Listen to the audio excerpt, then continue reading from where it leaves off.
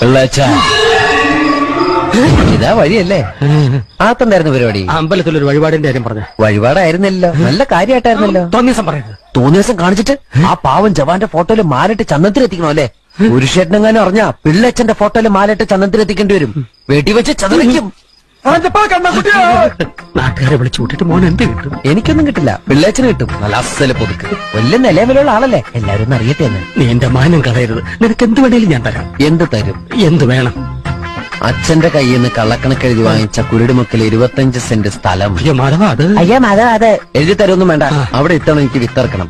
അതെന്റെ ഒരു മോഹം. ഞാൻ പടവലം ഇട്ടിരിക്കുക. ആയിക്കോട്ടെ, അത് വിറ്റ് കഴിഞ്ഞാൽ എനിക്ക് വിത്തിറക്കാലോ. ഇറക്കാം. പുറപ്പാടാം. പോകാൻ വരട്ടെ.